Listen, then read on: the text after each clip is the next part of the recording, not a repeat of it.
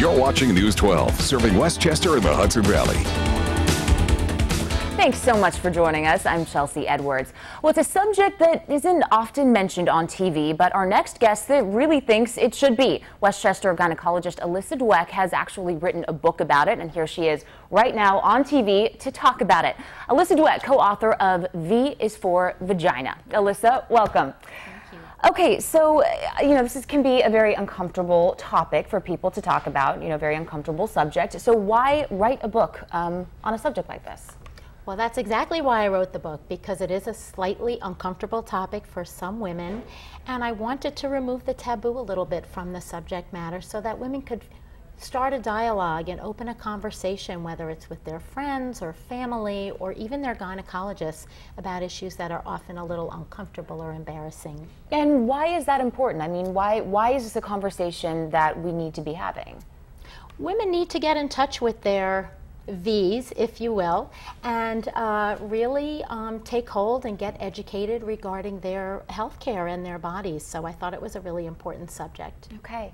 Obviously, a lot of doctors in this field. There's a lot of OBGYNs out there. Why did you choose to write the book? What kind of perspective do you think that you offer that had you want to write a book like this? Well, I've been in practice for quite a long time, 15, almost 20 years, and I find that I just bring a unique perspective, number one, because I'm a woman, number two, because my patients are very open with me, and I would like to share this information with a broader audience, and I just think it's a very important subject. Okay.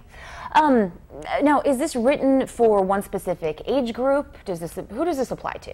Well, the beauty of this book is that it really applies to women of all ages. We've geared it towards women from 18 to 88, really because the subject matter touches something that will be of interest to women of all ages. So whether we're talking about menopausal issues, birth control, infections, or the like, women of any age will really find something of interest for them. That's actually something I wanted to touch on, the menopause issue. It's something that women are all going to have to deal with at one point or another, and there's information people need to know. You actually have a section in the book just dealing with menopause. Yes. What can you tell us about it? What are some new treatments, maybe some new approaches to menopause that people may be interested in knowing? Well, first and foremost, menopause is not a disease. It's a natural state that women go through. Some women will just float through without any problem or symptoms of concern, but other women are really suffering with hot flashes or night sweats or dryness in the vaginal area, and it's interfering with their day-to-day life. So if this is the case, there are various treatments. The most aggressive certainly would be hormone replacement therapy to replace the estrogen that the ovaries are no longer making a lot of. And this comes with some side effects and some implications, so it really needs to be individualized per patient. But there are other less aggressive interventions, including certain antidepressants, some over-the-counter medications, lifestyle changes, and conservative changes in diet and exercise that can be helpful as well. What are some other lifestyle changes that people can make that can help with some of those symptoms? I'm so glad you asked. For example, diminishing caffeine intake. Caffeine really can enhance and intensify hot flashes. Really? I never would have thought that, and I drink a lot of caffeine. We need a lot of caffeine. So that's something that can be limited or diminished altogether and may help some women. Avoiding red wine may be helpful for some women who are suffering with hot flashes. And although this is a tall order, avoiding stress is very helpful to diminish these symptoms. So whether it's with meditation or exercise, that's a helpful hint.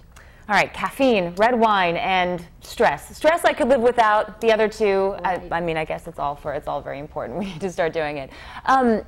This, as we've said, can be a very uncomfortable subject, uncomfortable topic. Does anything make you uncomfortable? Do you blush at all talking about any of these different things? Not anymore. I've been in practice a long time. I feel that I've heard so many situations and so many concerns from patients, and I really always want them to feel comfortable talking to me about just about anything. So really nothing surprises me anymore. I feel that I can handle most things with a straight face. And you're doing a great job here. I'm not blushing at all talking about the subject. That was some very good information. Alyssa, thank you so much. You can find her book on several different places. For information on that, head to our website, news12.com. Again, Alyssa, she is the co-author of V is for Vagina. Stay with us. We'll be right back.